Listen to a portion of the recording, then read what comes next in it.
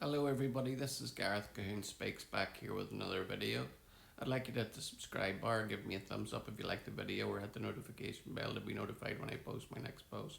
Or otherwise you can look me up at my website and donate to my ministry and the charities that I support at garethcahoon3@gmail.com on PayPal.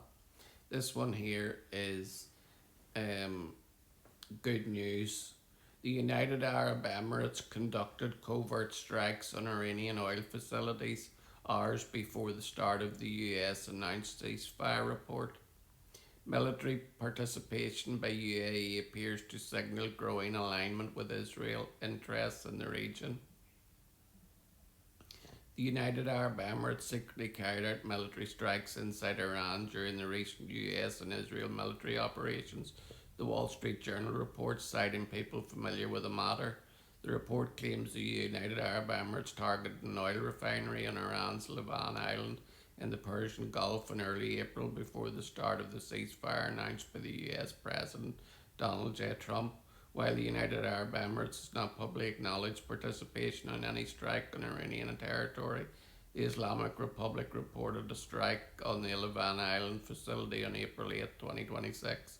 Hours later, the Islamic regime launched missiles and drone attacks on the Fujairah oil facility in the United Arab Emirates in apparent retaliation, with state broadcaster IRIB saying missile and drone attacks on the Emirates and Kuwait have taken place a few hours after the targeting of Lavon Island oil facility.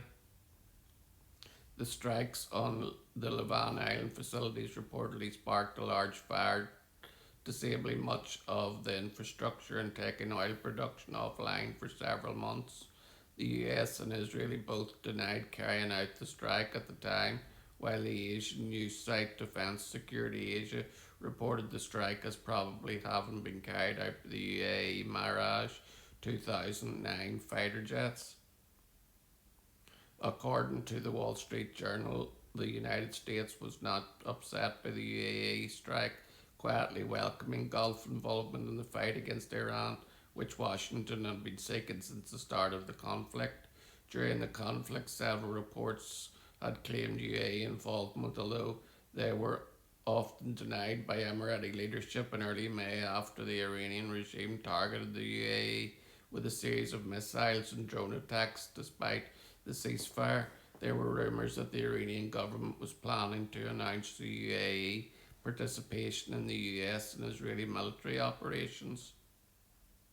The UAE was the target of more Iranian attacks than any other country, even Israel, during the conflict, despite not openly participating in the military operations. Even after the ceasefire, the UAE has been targeted several times by Iranian missiles and drones as recently as May 12th, 10th, 2026. Early in the war, the UAE had publicly denied being involved in a strike on the desalination plant in Iran, with National Defense Committee Chairman Ali al-Muali says the UAE will never place the Iranian people in the same basket as the Iranian regime. The Iranian people are the true victims of that regime, and they are the ones who suffer the most from its policies, and neighbours we recognise this really and care about their well-being. Dina Ishendary's Middle East analyst and author of a book on the UAE told the Wall Street Journal it's significant to have a Gulf Arab country as a warring party that struck Iran directly. Tehran will now aim to further drive a wedge between the UAE and other Gulf Arab states who are trying to mediate at an end to the war, she added. In mid-March, opposition linked Iran National uploaded video of a fighter jet reportedly flying over Shiraz, Iran. The jet resembled a Mirage 2000 fighter jet. However, the UAE has not publicly acknowledged any participation in the US and Israeli operations against Iran. The Wall Street Journal reports highlights an increasing clear Israeli Emirati security alignment and cooperation both before and during the war, and which included the deployment of Israeli Iron Dome batteries in the UAE, complete with supporting soldiers. That growing alignment was also seen in the Israeli recognition of Somaliland in December 2025, where the UAE has been quietly investing and building up infrastructure for several years. If the UAE participation in the strikes in Iran is publicly confirmed, it will likely indicate a growing willingness by the UAE to openly align with Israel's interests in the region and could lead to growing hostilities with Iran.